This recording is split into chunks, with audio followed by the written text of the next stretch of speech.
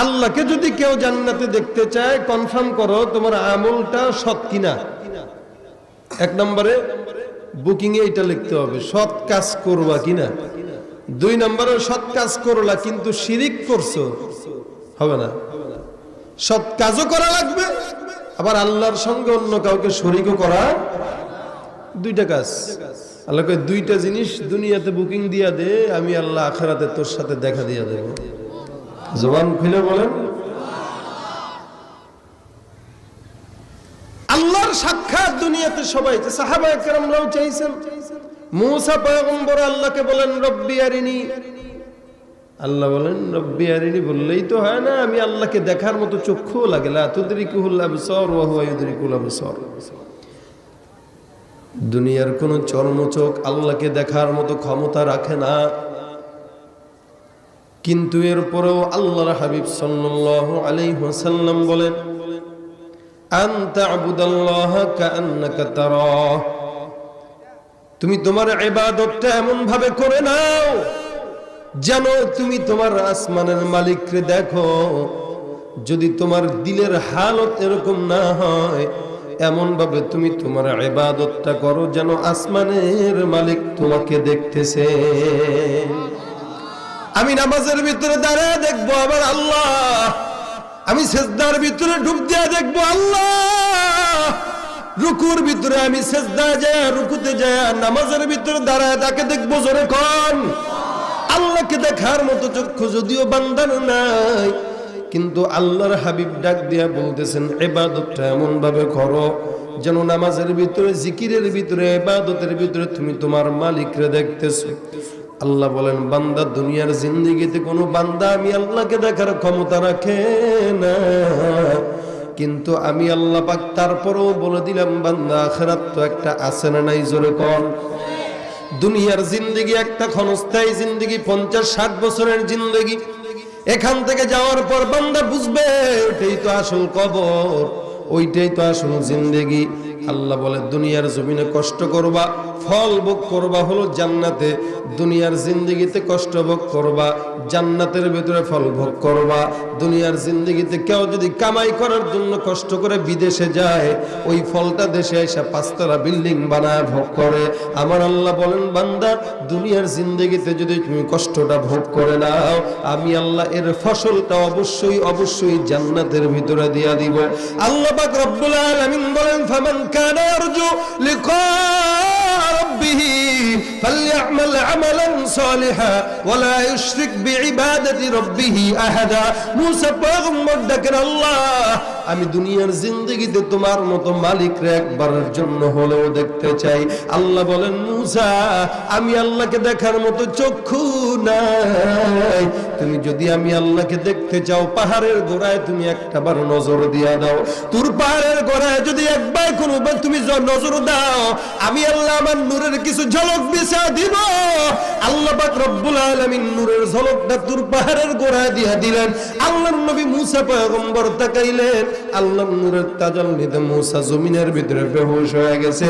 ওই তুর পাহাড় জ্বলে পুড়ে ভস্ম। আল্লাহর নূরের তাজাল্লিতে তুর পাহাড় জ্বলে পুড়ে শেষ, মুসা পয়গম্বর বেহুশ হয়ে গেছে। এরপরেও আমার মালিকের সাক্ষাৎ মিলে নাই। আল্লাহ বলেন মুসা আমি আল্লাহর সাক্ষাৎটা এত বড় সহজ বিষয় না।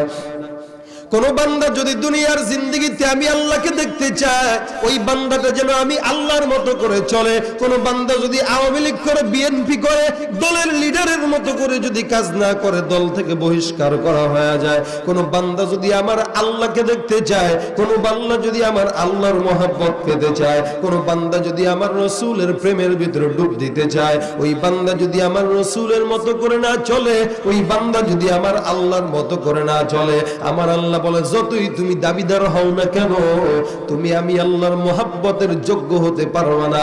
আমি আল্লাহর মহব্বতের যোগ্য হতে গেলে ফামান কানা ইয়ারজু লিকা রাব্বিহি ফালইআমাল আমালান সালিহা। এক নম্বরে বান্দা সৎ কাজ করো। দাড়ি না রাখা সৎ কাজ করা যায় নাকি? জোরে কোন সুদ খায় সৎ কাজ করা যায় না, ঘুষ খায় সৎ কাজ করা যায় না, দুর্নীতি করে সৎ কাজ করা যায় না। মালিকরে যদি পাইতে চাও সৎ কাজ করো, মানুষের সঙ্গে ভালো ব্যবহার করো, মানুষের সঙ্গে মুআমালা মুআশারাটা ভালো মতো করে দাও। আল্লাহ পাক রব্বুল আলামিনের মহব্বত কামাই করতে গেলে আল্লাহর মতো করে চলা লাগবে না, লাগবে না? জোরে কম। আল্লাহ পাক রব্বুল আলামিন বলে, পয়গম্বর মুসা তো দেখতে পারে নাই, আমি আল্লাহ জান্নাতের ভিতরে দেখা দিয়ে দিব। হে মুমিন বান্দা, দুনিয়ার জিন্দেগি থেকে ওয়াদা করলাম, একবার যদি কোন বান্দা আমি আল্লাহর মতো করে চলো, একবার যদি কোন বান্দা আমার পয়গম্বরের আদর্শ মতো চলো, বান্দা তুমি চলবা, চলার পথে শিরিক করা যাবে না। বান্দা তুমি চলবা, চলার পথে আমি আল্লাহর সঙ্গে অন্য কাউকে শরীক করা যাবে না। দুইটা কাজ সুন্দর, আমি আল্লাহ তোমার সঙ্গে দেখা দেব। জান্নাতের ভিতরে যখন বান্দারা ঢুকে যাবে, আমার আল্লাহ পাক রব্বুল আলামিন ডাক দিয়ে বলবেন, হে জান্নাতের মেহমান, দুনিয়ার জিন্দেগি থেকে তোমরা যারা এই জায়গায় আসছো, আজকে তোমরা সবাই তোমাদের সবকিছু যা যা আমি আল্লাহ তোমাদের জন্য ওয়াদা করলাম সবকিছুকে বুঝে পাইলা কিনা? বান্দারা বলবে, মালিক, দুনিয়ার জিন্দেগি থেকে যা যা ওয়াদা ছিল সবকিছু আমরা ঠিক মতো পেয়ে গেলাম।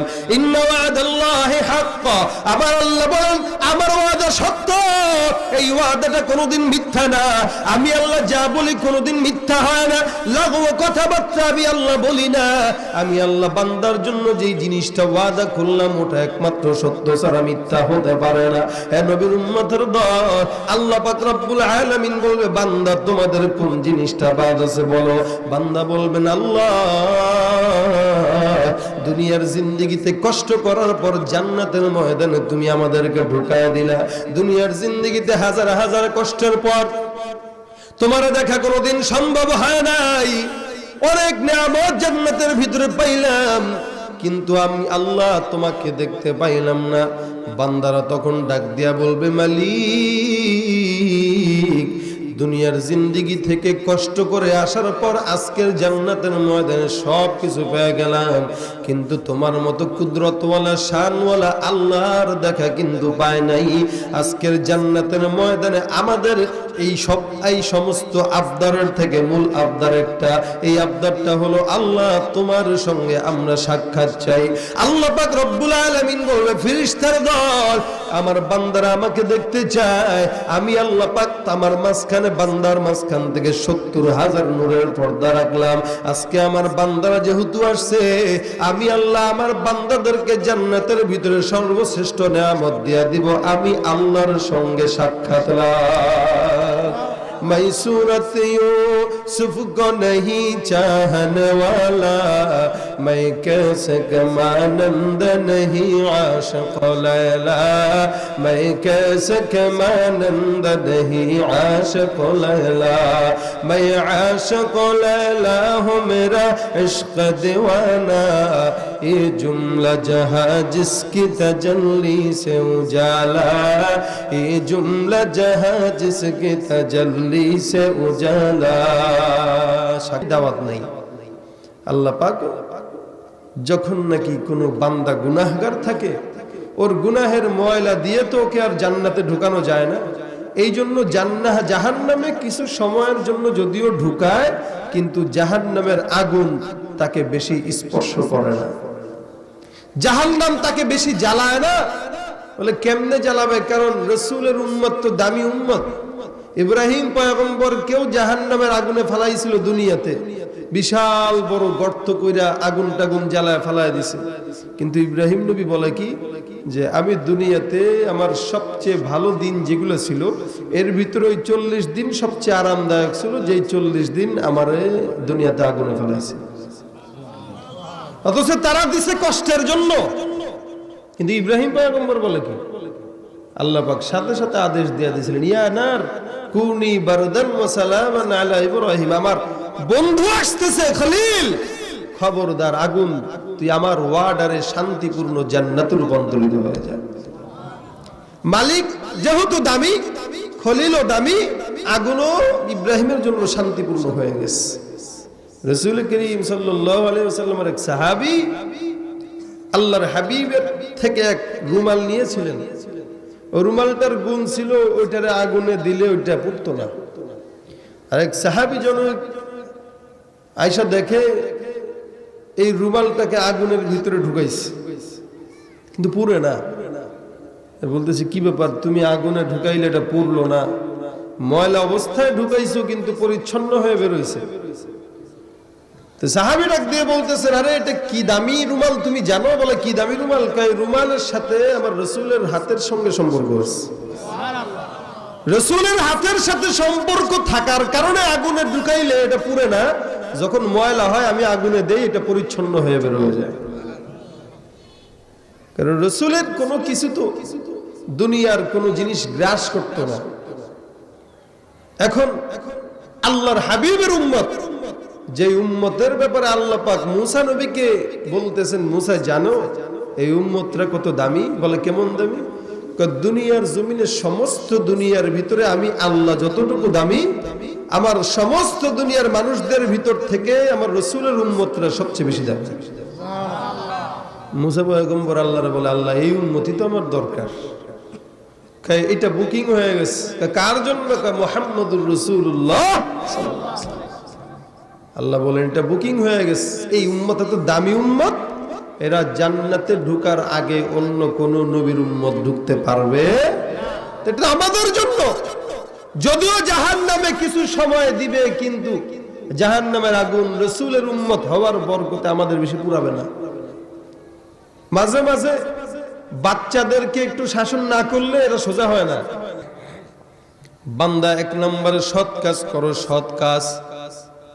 কারণ হাদিস শরীফের ভিতরে পয়গম্বর বলেন, আহসিনু, তোমরা সবাই একজন আরেকজনের সঙ্গে ভালো ব্যবহার করো। কারণ আল্লাহ পাক বলেছেন, ইন্নাল্লাহা ইউহিব্বুল মুহসিনিন, আমার আল্লাহ পাক মুহসিনদেরকে পছন্দ করেন। মানুষ মানুষের সঙ্গে ভালো ব্যবহার করা এটা একটা ভালো গুণ, এটা হইল সৎ কাজ। হাদিসে পয়গম্বর বলেন, আল মুসলিমু মান সালিমাল মুসলিমুনা মিন লিসানিহি ওয়া ইয়াদি, খাঁটি মুসলমান তো সেই ব্যক্তি যেই ব্যক্তি তার হাত এবং জবান থেকে অন্য মানুষকে নিরাপদ রাখে। আপনার হাত থেকে যদি অন্য কেউ নিরাপদ না থাকে, বুঝতে হবে আপনি মুসলমান না। আপনার মুখ থেকে যদি অন্য কোনো ভাই নিরাপদ না থাকে, আপনাকে একজন একটা কথা বলার সঙ্গে সঙ্গে আপনি তার আরো 10টা কথা শোনায়া দেন, এটার নাম সুন্দর ব্যবহার না। আল্লাহর হাবিব বলেন, বান্দারা তোমরা একজন আরেকজনের জন্য উত্তম ব্যবহার করো, একজন আরেকজনের হিতাকাঙ্ক্ষী হয়ে যাও, একজন আরেকজনের সঙ্গী হয়ে যাও। মানুষের তো সঙ্গী অবশ্যই হওয়া লাগবে। একটা কুকুরকে যদি কোনো ব্যক্তি দয়া করে, একটা বিড়ালকেও যদি কোনো ব্যক্তি দয়া করে, আমার রাসূল বলেন ওই ব্যক্তিটা কুকুরকে মায়া দয়া করার কারণে আল্লাহ তারে জান্নাত দিয়া দিবে। হাদিস শরীফের ভিতরে পয়গম্বর সাহাবা একরামদেরকে ঘটনা শুনাইতেছেন। একবার এক ব্যক্তি এক কূপের কাছে দিয়ে হেঁটে যায়। কূপের কাছ দিয়ে হেঁটে যাওয়ার সময় একটা ক্ষুধা লাগলো, পানি পিপাসা লাগলো। কূপের ভিতরে নামলো ওই ক্ষুধার্ত ব্যক্তি, পিপাসার্ত ব্যক্তি। কূপের ভিতরে নেমে কষ্ট করে পানি পান করে আবার উঠলো।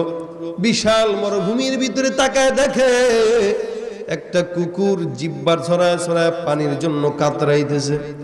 আল্লাহর হাবিব বলেন, ওই লোকটা যখন নাকি নিজে পিপাসারত অবস্থায় ছিল, তখন যতটা গুরুত্বের সাথে পানির খোঁজে সে এদিক সেদিক ঘোরাফেরা করেছে, এই কুকুরটাকে যখন দেখলো পিপাসার্ত, ওই কুকুরটার জন্য সে যদি অতটুক মায়া নিয়ে আবার কূপের ভিতরে নেমে যায়, কূপের ভিতরে নামার পর তার চামড়ার মোজাটা নিয়ে যদি আবার কূপের পানিটা উঠায় নেয়, চামড়ার মোজার ভিতরে যদি কূপের থেকে পানি উঠায়, মুখটা লাগায় আবার উপরে উঠে যায়, ওই কুকুরটা, যে কুকুরটা পিপাসার্ত, ওই কুকুরকে যদি সে পানি পান করায়, আল্লাহর হাবিব বলেন ওই বান্দাটা যদিও সে জাহান্নামী ছিল, কিন্তু একটা কুকুরকে এতটুকু দয়া দেখানোর মাধ্যমে আমার আল্লাহ পাক রব্বুল আলামিন ওই বান্দার খাতা জাহান্নামীতে যদিও লেখা হয়, জাহান্নামের খাতা থেকে নামটা উঠা আল্লাহ জান্নাতের খাতায় নাম লেখা দিবে।